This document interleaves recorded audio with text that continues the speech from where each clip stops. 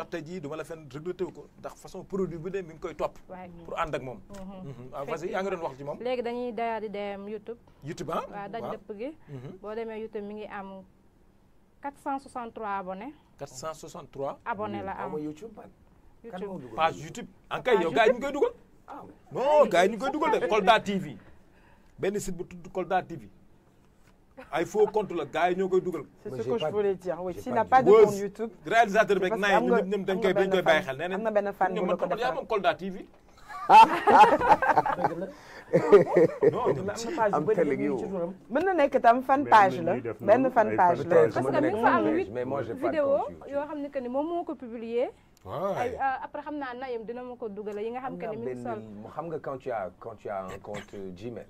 tu as ipso oui facto. oui léegi nag loolu xam nga man aussi dama am tuuti bon je vais pas dire éthique mais dafa am loo xamante ne nii mënu ma ko jaay nit ba pare rocceeku di ko jënd di ko jaayaat keneen. c'est-à-dire aujourd'hui YouTube est monétisable. El Hadj Ndiaye daf may fay weer bu dee gracieusement bien je remercie le bon Dieu. léegi bu fekkee man sama ay contenu dama ko koy jaay mu koy dugal sur ces plateformes YouTube mu koy andil rémunération. je ne me dois pas moi de le concurrencer de manière directe ou indirecte. Maintenant il faut avoir raison garder moo tax je ne fais rien sur ma page YouTube là à part le lien que j'ai juste positionné là-bas. Mais je ne mets jamais de contenu sur YouTube, même pas pour les résumés d'actualité, je mets rien sur YouTube. Sûrement que c'est une fan page. Certainement. Sûrement. Parce que les vidéos que je poste le matin, quand je les poste sur TikTok ou sur Instagram, damay gis ay sites yu bëri dañ koy reprendre wax ne Pape Sidi Fall collé ma ak benn image waay ak Macky Sall wala ñu collé ma ak Sonko wala ñu collé ma ak Diomaye ne man maa wax nangam mais alors que ce n'est rien de tout ça dañuy bëgg juste nit ñi cliquer. C'est juste une republication en fait. Voilà, c'est juste des reposts quoi. Comme ni ngay jëlee sama vidéo def ko statut WhatsApp. ñoom noonu la ñuy def pour am ci xaalis. Mais certainement moi j'ai pas de pour le moment. mais Pape Sidi. le temps dañuy dugg ci waxtaan bi automatiquement parce que moom mën naa wax ne icône la. Pape Sidi monument la tey jii liggéey na ba yegg si fii ndax boo xoolee ñu bëri ànd naa nag ñoom mais ñun ñëpp boo xoolee ci ginnaaw lañu topp par force. ndax lu na fànn kenn du ko jeex. mais Pape Sidi Fall présentateur. Pape Sidi Fall animateur. chroniqueur. activiste wala patriote. Je ne suis pas activiste. Je suis patriote. Étymologiquement du mot parce que le parti PASTEF ils ont des patriotes qui sont affiliés à leur parti pour des patriotes je pense que loolu mooy PASTEF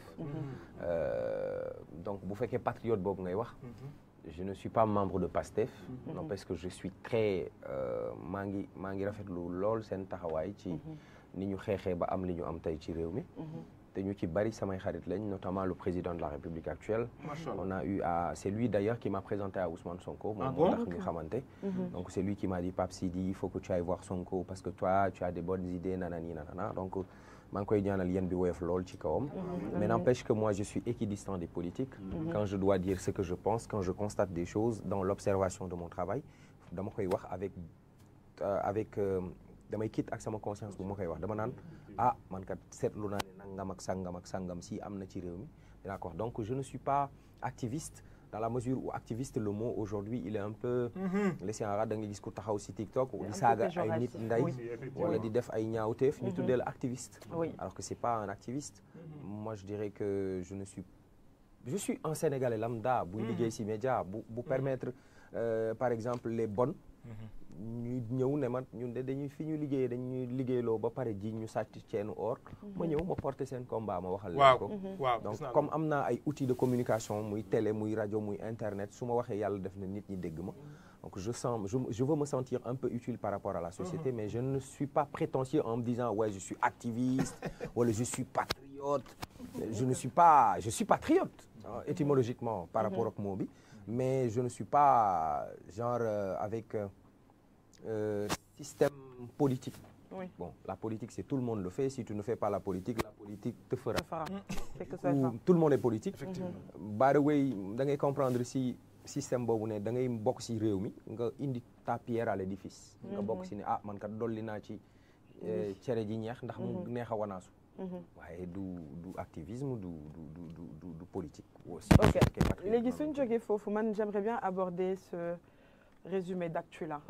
Parce que comme elle l'a dit tout à l'heure, il y a beaucoup de gens, peut-être ils n'ont pas le temps, ou ils ne savent pas lire, ou c'est sur le chemin du bureau, ci la ñuy profiter, dugg xool résumé d'actualité bi. Comment vous est venue cette idée-là? Exactement, qu'est-ce qui a motivé cela? Merci pour la question. Beaucoup de gens viennent me demander cette question et je n'ai pas eu l'occasion d'en parler de manière directe. Dafa am benn jour, lendemain élection, la soirée de l'élection législative au Sénégal. Dañu toog ba vers les coups de 22 heures, Mimi Touré, qui était leader de la coalition de Benno Bokk Yakaar, bind ci internet ne dina def déclaration des résultats, proclamation des résultats.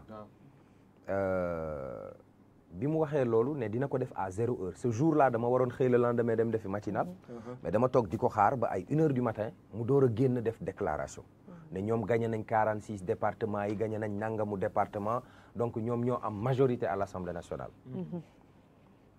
30 minutes plus tard après leur live Barthélémy Diaz génn ne ñoom ñoo gagné département yi ëpp ñoom ñoo am majorité à l'Assemblée nationale. Alors comme j'avais invité un grand journaliste monsieur Thior Mamadou, monsieur Mamadou Thior, ma xëy le matin daal ne sama gars yi ziar naa leen démb yaay Mimi Touré xaar nañ ko ba waxtu sàngam mu génn wax na nangam mais man dama bëggoon a xam ndax rôle politicien la ngir mu joxe résultat koo xam ne yaay football yaay tiré but yaay def penalty yaay nangam loolu moo tax dinaa invité tey dans Good Morning Mamadou Thior, journaliste analyste politique. J'ai fait cette annonce, j'ai posté sur les réseaux, j'ai posté sur Facebook, Instagram et TikTok. La vidéo est devenue virale. Même l'émission après, les gens n'ont pas regardé. Mais ils se sont arrêtés sur la vidéo et je voyais des jeunes de ma communauté que je pensais informés. Ils étaient à cheval par rapport à l'information. Ils n'étaient pas au courant. Mais ils étaient prêts aussi de Kubi. Attends. Mais man, j'ai une forte communauté. Finalement. De 1 600 000 ou 700 000 personnes qui me regardent. Mais au moins, si je vais informer 2-3 personnes. Oui. Pas pour les gens qui sont à cheval, di déglu radio, di lire journaux, di seetaan télé, di xam li xew ci dëkk bi. Mais man, attends, moi je peux apporter ma pierre à l'édifice. Wax nit ñi ci réew mi. Lan moo xew ci seen réew. Man non, attends. À partir de maintenant, chaque matin, dinaa leen jox 1 minute d'information.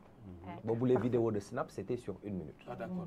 Mais kenn woowu la ci téléphone de ci wàllu yoon. Kenn musu la ci parce que nag dama xam li may def nag. dama ko xam dinaa ci ñëw. ma def ko ay 1 minute. mais nit ñi naan ma ouais c'est très intéressant ce que tu fais. mais c'est court après ñu identifier ma ci benn page benn gain bu tudd Igo Décrypte. Igo Décrypte en France il fait approximativement la même chose. La même chose. J'ai vu mais c'est bien. Je me suis inspiré de lui, mais lui, il a quand même le temps de faire les montages, les illustrations de ce qui s'est passé avec les éléments. Je me dis que faut dañu am benn agence de presse nationale boo xam ne l'information est accessible à tout le monde. C'est centralisé. Donc mën nga fa jël def lu la neex mais fii quand tu parles d'une information, tu es obligé de prendre les journaux collé ko. Et je ne voulais pas et je ne voulais pas faire comme la revue de presse classique qu'on connaissait. Moi, je voulais faire un truc d'1 minute, je te résume l'actualité, ma jàll ci leneen. Et puis je le faisais ne dama koy may mais bi Snap demee 2 minutes ma ne xaar naa si dolli 30 secondes. Après finalement nit ñi la demande elle devient de plus en plus forte. Mais il faut comprendre benn affaire. Et je tenais vraiment à le préciser. mooy résumé d'actualité yi may def. aw ma ci yàq, aw ma ci def, aw ma ci yokk, aw ma ci wàññi. léeg-léeg nag ma mbalak waa Barça ndax dama leen sonal. Mais bu weesoo loolu j'essaie de faire de telle sorte que je prends exactement ce que raconte et ce que dit la presse. Je le rends fidèlement. su ma amee man lu ma bëgg a wax. J'ai toutes les possibilités possibles, imaginables en communication au Sénégal pour wax. maa ngi ci rajo maa ngi ci télé maa ngi ci internet su ma amee man lu ma bëgg a wax personnellement sama propre ressenti wala sama combat. du ma ko jaarale foofu. Là j'essaie juste de rendre fidèlement ce qu'ont rapporté les journaux par rapport à l'actualité. Je le rends fidèlement. yokkuma ci wàññi ma ci journal sangam nee na journal sangam moo wax du ma ci sax énumérer journaux yi parce que ça me prend un gain de temps fou donc damay ñëw ne la accident am na démb 14 personnes ñoo génn àdduna ci yoonu Koungheul bi la horaire bi fii la départ Dakar bi mu demee ba Koungheul la gaañu ministre bi ñu fa yóbbu ministre bi dem na jël ay mesures pour accompagner les accidentés et les blessés indemniser ñi gaañu en 30 secondes tu connais ce qui se passe là-bas ma jàll ci beneen point ba mu jeex en 7 wala 6 informations nga xam ko ma jeexale ko benn affaire bu décompressé pour un peu parce que c'est stressant l'actualité mais loolu yëpp maa ngi am soubassement bi ci fii boo génnee seen télé bi fii nga jàkkaarloog service des mines bi ñu ngi jàkkaarloog benn école bu ma jàngee bu tudd ISIC Abdoulatif Coulibaly Baba Diop ils m'ont appris en 2009 ce qu'est l'information le traitement de l'information le journalisme en tant que tel man maa ni journalisme boo amee ak njub doo ci bari xaalis je préfère aller faire de la publicité être animateur parce que damaa jógee ci njaboot gu ñàkk te ñun dañ maa yàkkamti bu ma fi nekkee di fayeeku bon sama copain journaliste yi ma bokkaloon classe dañ ñaan ma arrête de dire à la télé comme si journaliste dañ walaakaara personne ne sait ça j'ai dit baal leen mais par exemple tu peux pas être un journaliste avec li nga incarné yëpp amoo sa salaire rek nga yaakaar après ngay am yenn privilèges yi te dañ lay interdire en tant que journaliste de faire de la publicité donc yooyu yëpp daf lay bloquer mais man ce truc là je l'ai en moi waaw di nga tegal dafa bari saa yu ma ko soxlaa dama koy fab machallah en entretien en intervieweur interviewé le public l'auditeur ou le lecteur ou le téléspectateur ou même ici sur votre plateforme l'internaute xam naa ku ci nekk lan mooy solom ci li ñuy liggéey te dama ko koy jéem a jox ok alors répondre sama benn question bi parce que moi c'était une fois que du moment où tu centralises toutes les informations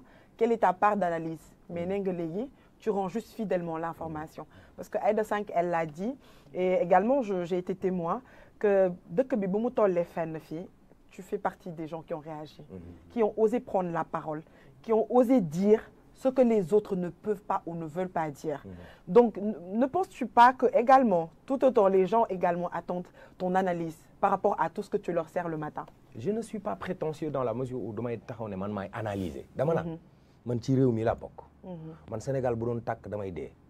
ndax aw ma feneen fu ko ëpp. njaareem laay ñibbi mbaa Kaolack te daa gën a tàng. donc man réew mi mënuma am leneen lu ko sut mbaa ma am lu ko ëpp.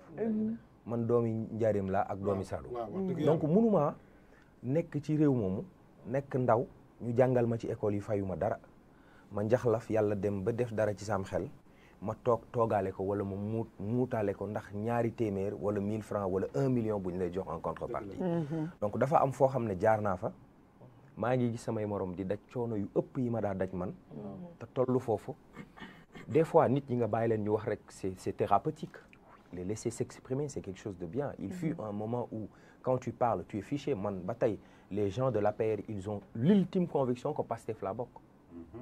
Oui, c'est un sentiment partagé d'ailleurs je me permets d'intervenir.